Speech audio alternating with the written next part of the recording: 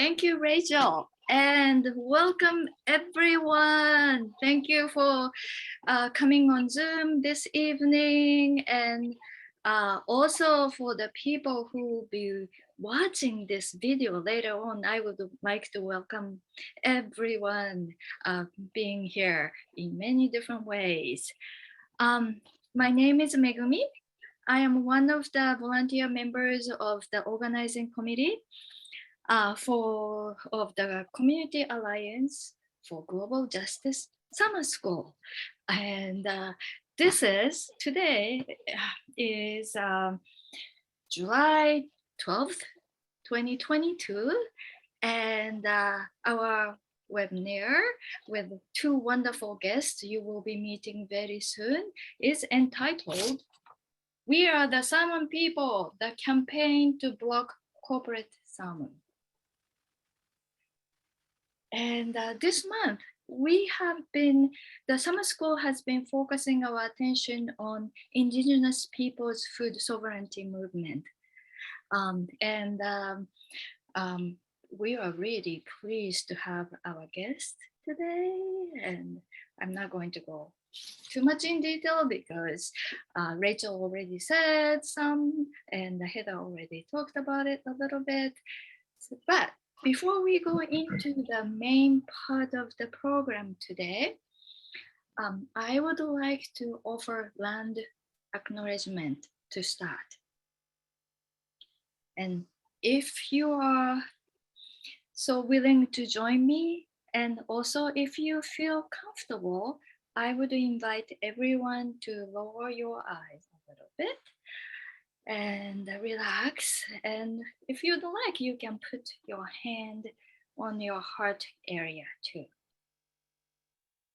And let's just take a few seconds to imagine this land that is flourishing, abundant, peaceful, nurturing, and let us take 3 big breaths together.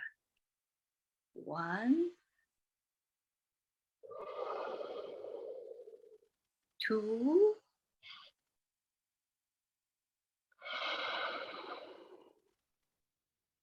and 3.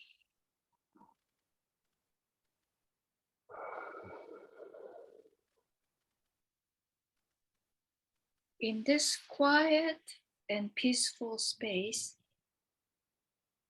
I would like to respectfully acknowledge the Indigenous peoples who have stewarded the land we each call home since the time immemorial. For Community Alliance for Global Justice, since we are based in Seattle, Washington, it is Duwamish people, Makosut people, and some other Indigenous tribal members who are still very much present in the area, and we are here as their guests. I know land acknowledgement alone is often not enough, so I would like to continue with a little bit of prayers. May this acknowledgement serve as a stepping stone to honor Indigenous people's historical, current, and future presence. May we be guided on our path towards transformative justice, restoration of dignity, healing, peace, forgiveness, and the right relationships among peoples, more than human beings, and land and the sea. Thank you.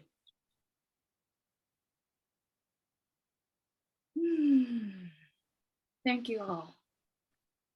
And as always, we have some website we would like to share. I'm going to share that in the chat in a minute.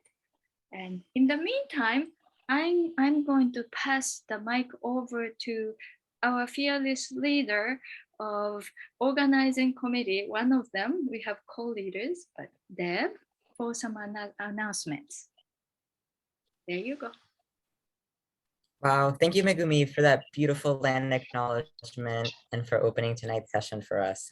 And thank you to all of our guests and panelists and co-organizers and organizing collective members who are joining us today. I'm so grateful and so excited to be here with you all. Before we get started, I do just want to speak a little bit about how this webinar is organized as part of CAGJ's summer school program, which we organize every year as part of a multi-pronged strategy to fulfill our mission, which is to organize to strengthen the global food sovereignty movement. Summer school contributes to consciousness raising and to leadership developments, which are two crucial elements to movement building in general, and around which CAGJ does a lot of our work. In doing this, however, we are also mindful to lead and teach through an equity lens. And as such, a lot of our work in summer school curriculum revolves around amplifying the work of our solidarity partners. For this year, for example, our June curriculum and webinar focused on farm worker justice. Our July curriculum and webinar will focus on Indigenous food sovereignty in solidarity with Northwest tribes opposed to GE Salmon. And our August curriculum and webinar, obviously upcoming, will focus on the African food sovereignty movement. The overall theme for this year's summer school is future paradigms, which is a prompt that asks us to reckon with our current reality and to then think beyond this moment and to imagine, in order to enact, the future we want to see for our collective selves. The idea is that if you have a direction, a framework, and a clear set of values, organizing and moving towards that vision becomes just a little bit easier. This webinar is a crucial part in both exercising that imagination and learning about how to enact it as a collective. So without further ado, I'd like to pass it off to tonight's speakers who have put together a workshop that I am super excited to get to participate in with all of you. Honestly, if you ask me, they've really taken the assignment and ran with it beyond even my wildest expectations. And like I said, I'm very excited. I hope you are too. And I hope we are all able to enjoy ourselves tonight. Estefania, Carl, thank you for being with us tonight and for all the prep you've put into this program. I would love to invite you both to introduce yourselves. Yeah, thank you for the excellent land acknowledgement. It's a challenge these days, especially with the challenges we deal with. So I'll go ahead and start with the introduction of myself. I wanted to honor those that are here on this line here because this work is not easy. Yeah, and that's why we're here today is to show that our ancestors are with us and we're moving forward to to to do the work that needs to be done for Mother Earth, not just for Mother Earth, but for the basic respects of human dignity, honor, reverence, compassion, and love of not just amongst each other, but for those that we protect, whether it be air, land, water, animal, plants, and medicines. So with that being said, Angutagayak, uh, Angutagayak, Angutak is my Yupik name. I come from a long history. That name is well over 1,000. I think it goes back over 10,000 years into multiple levels of consciousness. In our Yupik etymology, we have levels of consciousness. So right now, as I define myself as Yupik and Angutak. Angutak has no gender, it's not binary. It comes from my ancestors. I'm named from my ancestors on the Kuskokwim.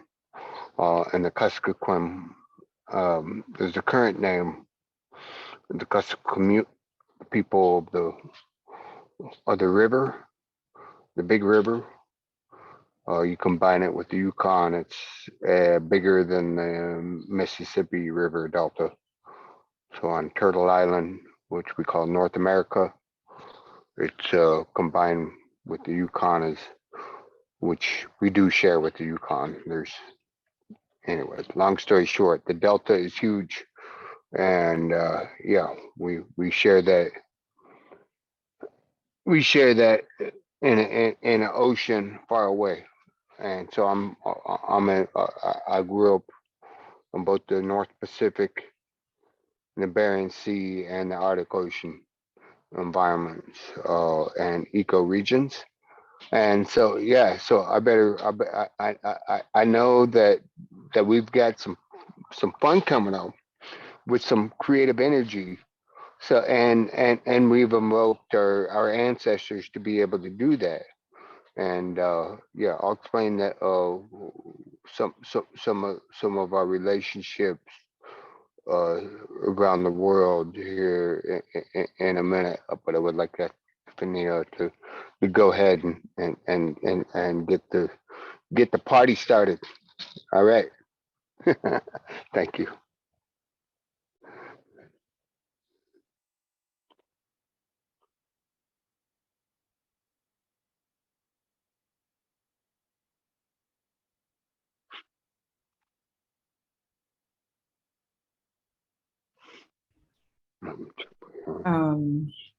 I totally forgot to pull up our slides, but here they are. Hi, everybody. My name is Estefania. I go by they, them pronouns. And I'm very happy to be here. Carla and I had, I think, well, we're presenting this workshop on the heels of a really nice like weekend in Vashon Island where Carl lives, where we got to just sync up as people with Yasmin, who's here in the audience. And it's been a process to put this together. It's coming at a pressing time. We have some interesting updates for you all about the campaign.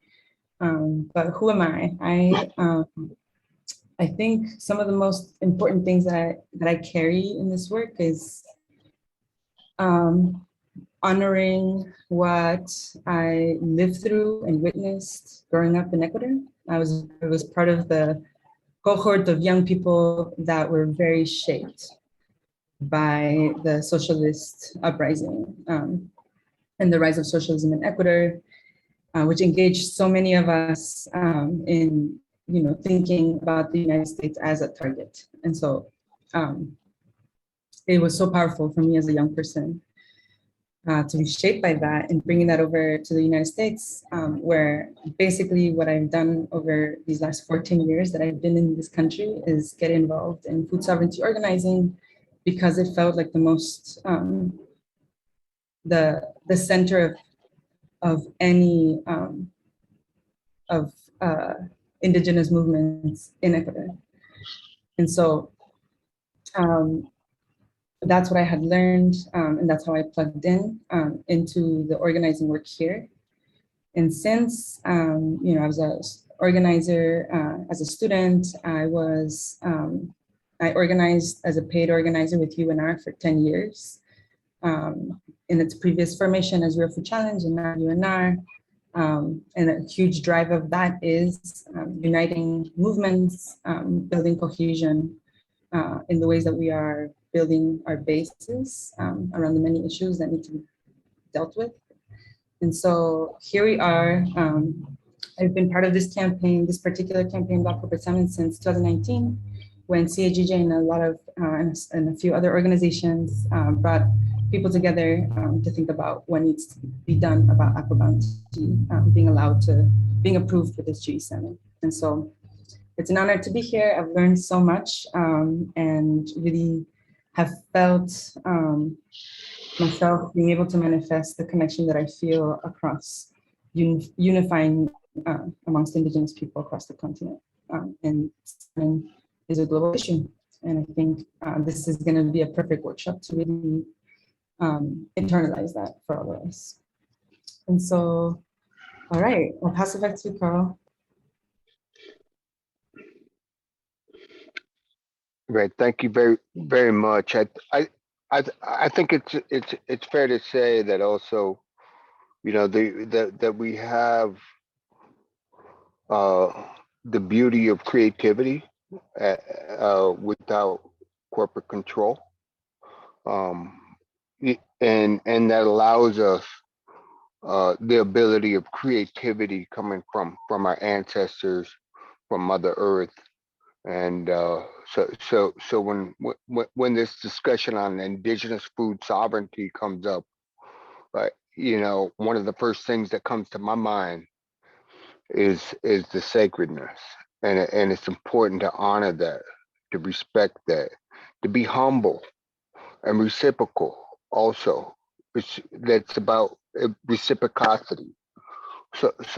And it's not about food. uh from my culture, from Yupik traditions, food was, is, and still is today the most important thing uh that defines uh who you are as a human being, not the lack thereof of food, or the ability to pay money for food. What it is, it's about the ability to be able to share when you have lots of food. That is in our traditions and our cultures. We have multiple festivals, ceremonies throughout the year. I won't get into those details, but I can guarantee that food was at the center of every ceremony, and giving and sharing and making sure those that were suffering. We never heard of homelessness or people starving to death. I mean, we had stories of that in our culture to prevent that from the cannibals and the, you know, I mean, like, anyways, the point I'm making here is that it all starts with the sacred, um, and the sacredness is our relationship not only with each other, but with the land, the air, the water, and the food that not only we nourish for ourselves, but for our children and future generations. But it all comes from a relationship that we have with our ancestors. The food is just the English word. Um, I think the relationships are really important to discuss right now, because that's what we're seeing with the suffering, with war, with climate change, with even it could be our own personal issues, but relationships that we have with each other is so minuscule compared to the relationship that we have with our ancestors that have been before us, with the land and the air and the water. And I just wanted to put that forth, um, as a reminder, and for my own uh, dignity as well, to make sure that we know that we're all in this fight together. And the fight is it's an interesting one. Sometimes it's within ourselves. Sometimes it's on the planet. And with the salmon are fighting for their lives. So I got to say, you know, there's a whole tradition of us. You can go ahead and move the slide. There's a tradition of our peoples connected to salmon. You can see it in this picture. Um, you know, I have relationship with the bear. Uh, my one of my spirit animals myself, and you know, the bear has been shown scientifically throughout the entire Pacific Northwest and Eastern Asia, with the North Pacific species of salmon. There's 7 species, 5 species that are recognized, and those are declining by the day. But the point is that you can see my auntie Esther. She's about 82 years old in the picture. She's about 4'8", and she's standing strong with salmon to provide for the future generations. And I just want to share this because we have a way of honoring the salmon, respecting the salmon just as much as those bears at the bottom. And the salmon have created forests, the old growth forests in the Pacific Northwest and around the world for thousands of years. I can go to the Black Sea and Central Asia with the return of the salmon thousands of years ago. But at this point, I just want to recognize that the Indigenous Food Sovereignty it's not just about harvesting salmon. It's about respecting our relationship, the sacredness of Mother Earth, and also restoring our connection. And we have a lot of work to do. It's a lot of healing. It's happening. Indigenous peoples are still working on that restoration. It's a healing process, and that includes healing with our ancestors. Whatever there's with the creativity that we have blessed by us by acknowledging our relationships, then we can move forward and do better. So I think we can move to the next slide. This is the way we protect the salmon for the big festivals in the middle of winter when it's like 40 below. But I do want to acknowledge the reality, and the reality is that the salmon 2,000 years ago were circumpolar around the planet. I mean, you can get. I mean, to me, the salmon are as sacred as the body of Christ, because the body of Christ is no different than the body of a salmon. The salmon sacrifices itself for its future generations by giving itself up to the top of the watershed, the highest mountains, up cliffs. They're climbing watersheds. They're climbing waterfalls. They're actually nowadays going above dams. So I just wanted to mention that to me, salmon are sacred, and as a salmon person, much of my DNA is salmon, just like the forest and the old growth forest of the Pacific Northwest. I can get into scientific facts. Those bears that you saw before you eating those salmon, they're bringing 70 tons of salmon per bear into the woods to provide for the nitrogen for the future generations of these forests to grow, so that we have a carbon future. I can go into the carbon futures just with salmon. I'm going to leave it at that, because the salmon crisis is no different than the climate crisis. And we're not going to deal with a corporate agenda. And I think this is where I got to leave it to the Block Corporate Salmon campaign, which is, originally we called it Frankenfish. 15 years ago, they were genetically engineered fish that they tried to market as salmon under the corporate system. And they're not really salmon. They're just marketed as salmon. So okay, go for it. Here we go. The resistance. Do you want to say anything else about Akvani for transition? Yeah, I mean, there's just like any other. To me, they're just like any other corporation, like Shell Oil or any extractive industry that we deal with. That they're just mining the system, which is, I mean, you go to Wall Street, or Toronto Stock Exchange, or go to Shanghai, or go to any of these stock exchange or London Stock Exchange, go anywhere. And they're all operating within the system with these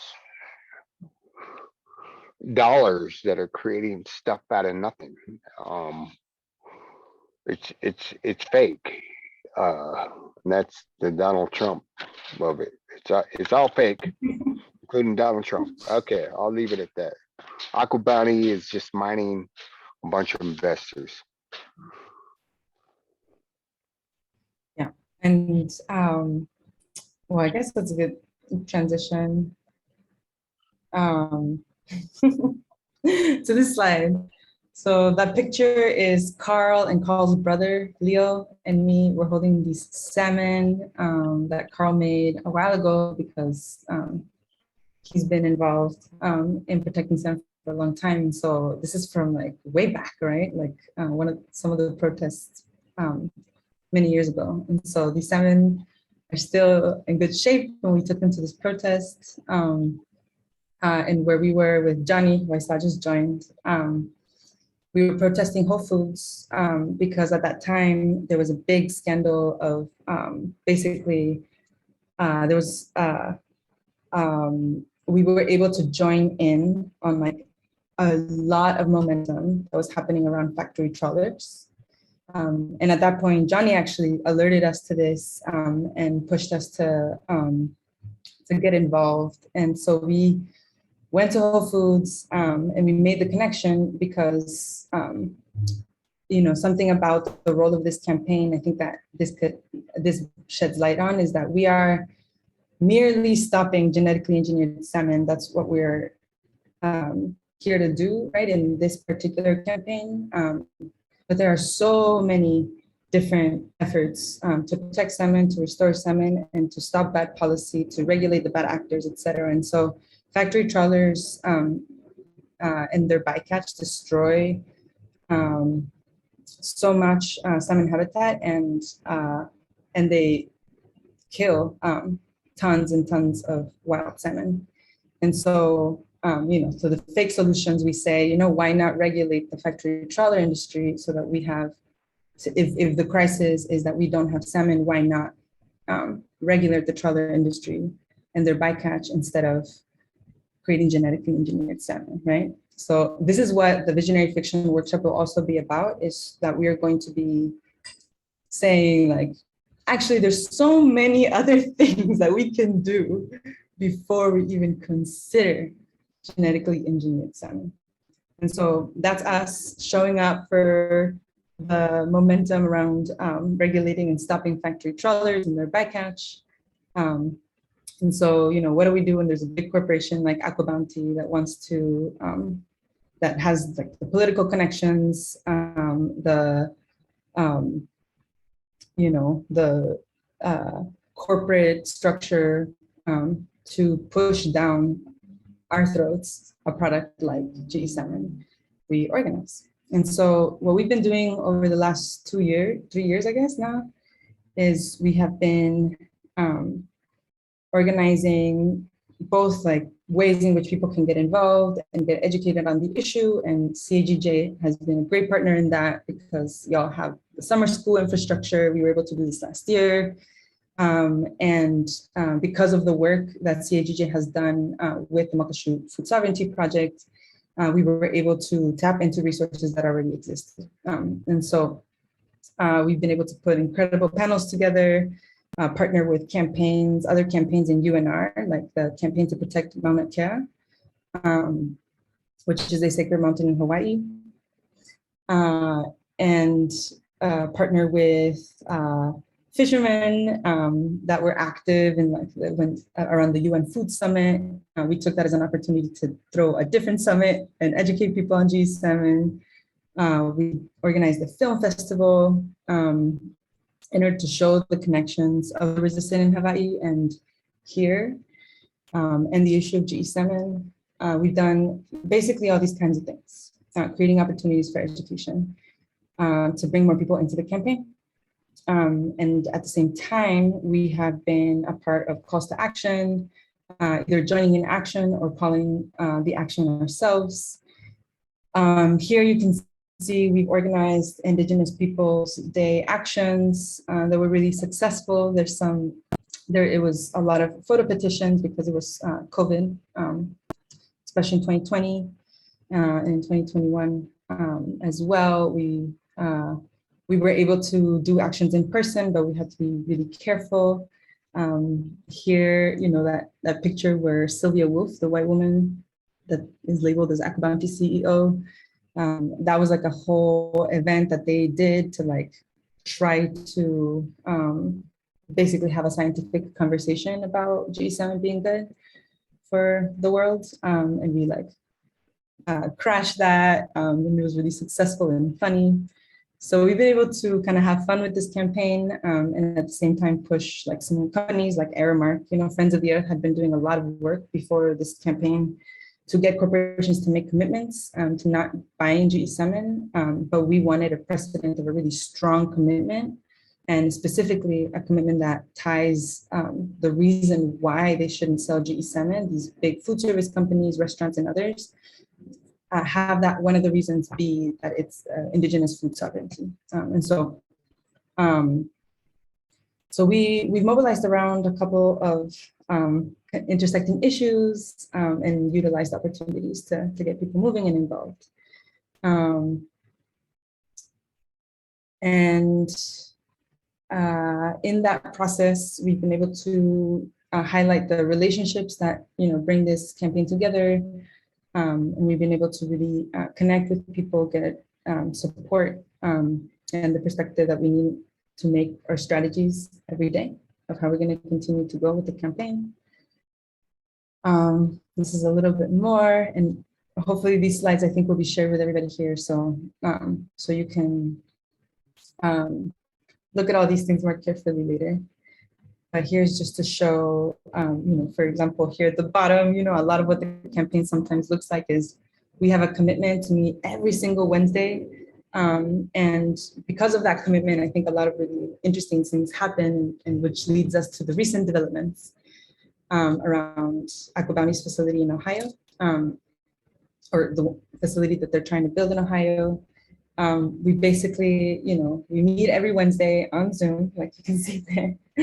And we just, basically take the campaign week by week, and, do the workshops, do the actions, do all these things, keep it moving, keep building relationships. And I think the good thing about that is that consistency is helpful in order for us to just be ready for whenever something important happens, so that we have the capacity or just like cohesion in order to react to an opportunity. And so most recently, let me see what slide is next.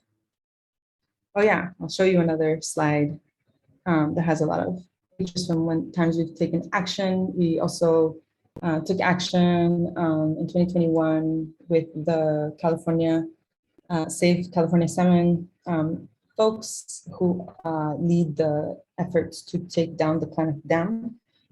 These other pictures are pictures from our big actions all over the country for Indigenous Peoples Day 2020. And then here another action for the top. Okay, so what's happened? What's going on with Akabanti right now? Let me just check the time. I'm doing. So right now, let me just, okay. So right now, we are in active conversation with folks that are organizing locally in Pioneer, Ohio, which is the location for where Akabanti wants to build its second facility in the United States. And so Akabanti has a facility in Indiana already. I'll say a little bit more about that in the next slide. But it's not good, right? It hasn't been good for the environment. They've gotten letters of non-compliance for chemicals in the water that they're disposing of, on top of a lot of recent things that we've found out. But this is Aquabani's plan. They're trying to build a top of the line facility that is going to set the precedent for their future facilities, which they plan to build all over the world in places like they've named Israel, China, Brazil, Argentina, and I think I'm forgetting a few others. And so this is the facility. This Ohio facility is supposed to be the model for future facilities. And so the CEO herself, she calls it, she says that this facility is, the Indiana facility was a facility for proof of concept, and that their Ohio facility is the facility that is actually going to supposedly take their fish the next step. Okay, so the issue that folks locally have raised is specifically around water. So the 3 states that surround the Michigan aquifer, those basically the people that depend on that aquifer right now are rising up because they are really afraid that Aquabani is literally going to suck up all the water, which could sound that it would be hard, but we know how much water the Indiana facility uses. And we know that Aquabani is currently asking for a permit to use up 5 million gallons a day of water for their Ohio facility from this aquifer. And they claim that the water is going to be recycled and it's just going to come out the other end completely clean and even cleaner, maybe, I think. And so this is what the local folks are really rallying around, is the issues around water. And, because of the organizing that we've been doing and they've been doing, we actually were connected pretty randomly, actually. But in connecting with them, we were able to really learn and understand what people locally are saying about aquabounty. And it isn't, they've gotten incredible coverage. There really isn't a lot of positive, feedback from the community coming. And so it's been really interesting to see Aquabani kind of try to hold on. And some of the things that they've done to be able to hold on is use the governor, to host them like a big event, things like that. Basically, make political moves to just establish themselves in the community. Okay.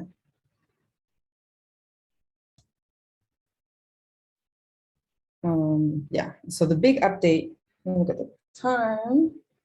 Okay. So the big update is that. In that collaboration with folks locally, we, before this, we didn't know anything, we couldn't really prove much of what was going on inside the Indiana facility, even though there's evidence of these non-compliance orders and things like that, which already look pretty bad. But what happened recently is that a worker from the Indiana facility, a former worker, has come forth with new evidence about Aquabani's consistent violations. And you can see here, they relate to food safety, consumer health, worker safety, animal welfare, environment, basically all across the board. Things that contradict directly statements that Aquabani has made publicly. And so it's very polarizing information, and that's all I can share right now. But we really want to have y'all's support, and this workshop is so timely because you really, really should sign up to help. Whatever small role, whatever big role, even if it's a one-time role, I encourage you to take an opportunity to get involved. But that's what we're working on right now. So we've been a little quiet on social media and stuff because we've been doing a lot of back in the scenes work. And, shout out to our team for all volunteer. And so we are, and we are supported by organizations, and people have been doing this work for a while. And so this has been very great to engage with. So, okay, so here's some updates that just show how aqua bounty is currently just going down consistently. From the updates from previous years, this year, it seems like they're having trouble with their distributor, Salmon and Sons. They're getting another non-compliance order for their Indiana facility, and they are under fiduciary investigation. And so just to share that with y'all. And the goal right now is to stop this facility in Ohio. I'm gonna go ahead and go to the next slide. I think I did a little too much. Can I ask a quick question? Oh yeah. This is Carl. So I just wanted to put this in context regarding genetically engineered foods and animals. Could you put that context in there before we get to the next slide? Thank you. Yeah. Mm-hmm. So I mean, I guess what you're referring to is just what would happen if there is a breach of containment in these facilities. And Carl has been really good at pointing out some of the history of the local rivers there, and other catastrophes, with aquaculture accidents in rivers, in the Kalamazoo River that is close to there, or where it sets a precedent of contamination. But this is what the lawsuit that the tribes up here in the Pacific Northwest and ally organizations based it all on, is the existential threat of the breach of containment of GE salmon, and GE salmon ending up in our streams, and changing the genetic makeup of the fish. What, go ahead if you want to add something. The genetically engineered animals on the food market. I mean, like that period. Like that's like. Oh, I see what you mean. Yeah, right. This would be the first genetically engineered animal approved for human consumption in the world, and so that's why it feels really important to do this work, because it feels that GE salmon is basically the gateway for GE animals approved for human consumption. Yeah. So that's what's at stake. Yeah, it's an atrocity. Okay, so keep going on the presentation. Our goals is to stop this GE salmon from even being called salmon, because it's not salmon, it's frankenfish. All right. Yes. So yeah, no new frankenfish facility. That's our goal. There's no basically, if we're able to stop this facility from being built, it sets aqua bounty back by a lot. And so that's our goal right now. And here's some information, about the amount of water that they're planning to use, the light bill of the Indiana facility that shows that the light bill in the Ohio facility would be even more. So we're just having like a bunch of coal, contaminated water. This needs to be stopped. And so that's what this is about right now. Here's some information, just trying to summarize all the ways in which you can plug in. And so, if you have Facebook or Instagram opened up, go ahead and follow. We have this slide at the very end of the whole workshop, and so you'll be able to see it again. All right, so let's transition.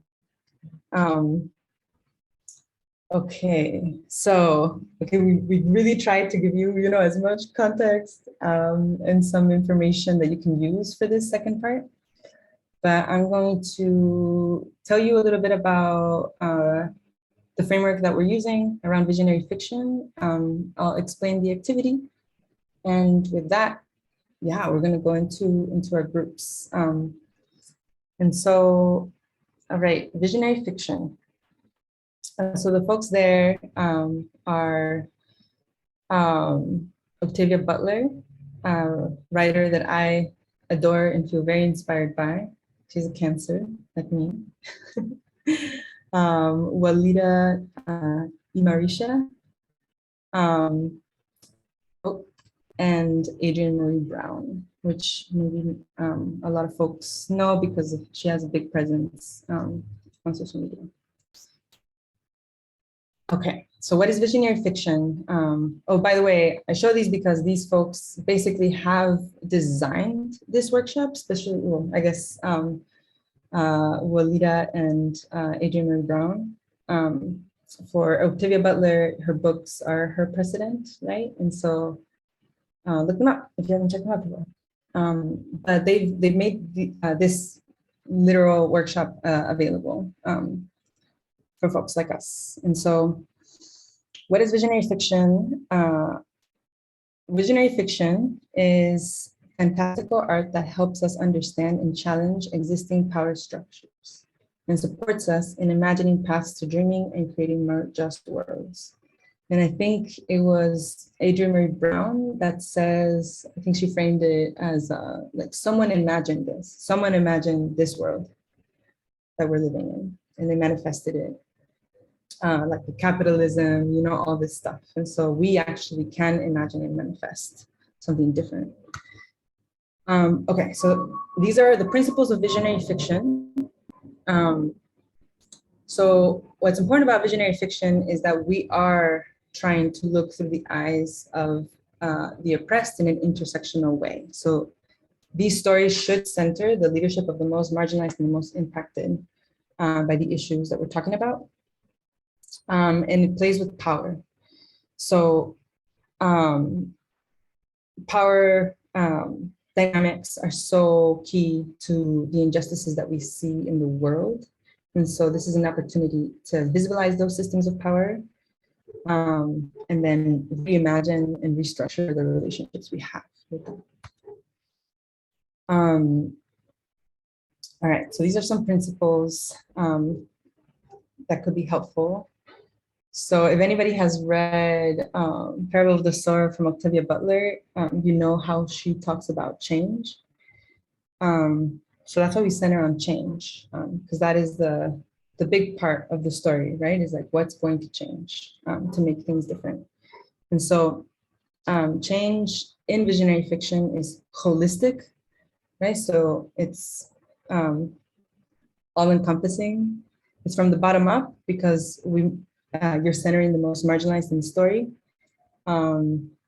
It happens in a collective because that's how we're flipping the power structure. Where power comes from a collective. It's decentralized, so there's a lot of autonomy, character development. It's non-transactional and relational, which those two I think complement each other. Those are some principles that I think in organizing we talk a lot about, right? Is non-transactional organizing.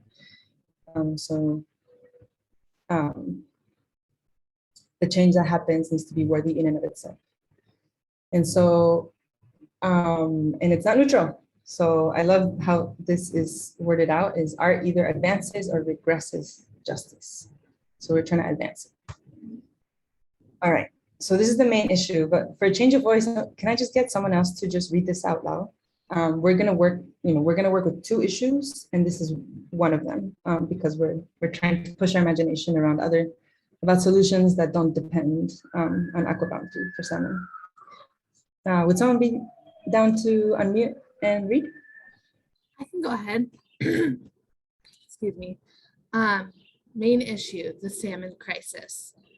The systematic destruction of land, resource theft, discrimination, and genocide that has led to salmon being deterred from their natural migration paths due to dams, environmental destruction, chemical spills, and the systemic targeting of salmon and water protectors. A hypersaturation of destructive foods and predatory marketing, and a blatantly discriminatory corporate-controlled food system that results in fishing communities competing with multinational companies for resources. Some think salmon will go extinct. However, every day, salmon people and allies, insistently work on bringing the salmon home. Be it by taking down the dams or stopping GE salmon, the salmon will come home. Thank you. And I think you might it might be helpful, to refer to some of these slides during the workshop. And so feel free, if anyone can drop the link for the slides so people have a handy, feel free to do that. Yeah, okay. Let me see. I want us to have the full time because it'll be worth it to get deep in conversation. So I'm just going to keep going. Okay, so the first thing you're going to do when you build a story, a narrative, a visionary fiction is that you're, you'll choose the issues that will be intersecting in your story. I'll get to that in a second. But what you're doing around the beginning is setting the setting. And so what time period is it? What is the foundation of the society that your characters are living in? What are the rules that people have to abide by? And well, you can read it here, but so you're making choices around time, environment, science and technology, magic, superpowers, power, other creatures being involved,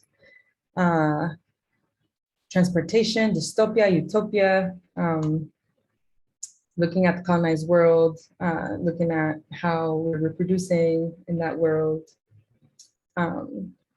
looking inside the earth, outside the earth.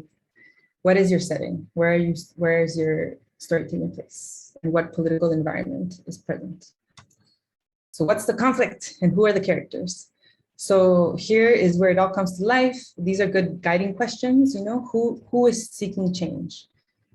Who is preventing that change? Are there others in the world seeking different kinds of change? What roles does the natural world play? What role do other humans, machines, or characters play? How does the need for change become clear? When do people make these decisions? How do they make these decisions? Why? How will that change happen? And who ultimately is going to make the change happen? And how do they do it? Okay. So to bring us back to big framing, this is another way of looking at this that I like, is it says all organizing is science fiction. So, I think for people that organize, we have to really believe that the change that we want to see can be possible. And so if you're organizing, what you are doing is writing the future. Okay, so I'm going to read these instructions and then we're going to go on a quick break, 5-minute break, and then we'll come back and we'll break into groups. So I'll say, I guess, one more thing about the framing is just that we are trying to open up this space to invite everyone here to participate in forward-looking thinking and really engaging and internalizing the beauty and resilience of wild salmon and the possibility of not having aqua bounty or GE salmon be a part of that future. So we're excited to basically, sometimes when I've seen this workshop be facilitated, you get to choose any 2 issues, but the version of this workshop that we're doing is we're actually asking everybody to take on the salmon crisis an issue and choose an intersecting one. And so, okay, the first thing that will happen is you'll be broken into groups of 5, and you'll have about 30 minutes in your small groups to build this story. So in your groups, just go ahead and introduce yourselves, say your name, your pronouns, where you are at location-wise, and we put a little link here if you don't know what Native people's land you're living on. You can look at it there and in this link. And one thing that you're excited about for building your story in this activity. Briefly choose someone that's going to take notes, choose someone that's going to report back to the big group. Basically what that person is going to do is just narrate the story that y'all built. And you know, don't worry about perfectionism. If you don't finish it, it doesn't matter, you know, it'll be okay. What the process is important. Everyone's gonna have great conversations, I'm sure. So here's where you'll choose your 2 issues. So you'll choose the salmon crisis and then something else, whatever your group decides. You'll choose your setting, the conflict and the characters, and then you'll write someone or some people who are taking notes will write the story down. Okay, so let's take a break. In that break, you know, if you have questions, put them in the chat. This is a good time for us to maybe answer them like that. And otherwise, go drink some water. We'll see the instructions again in a second.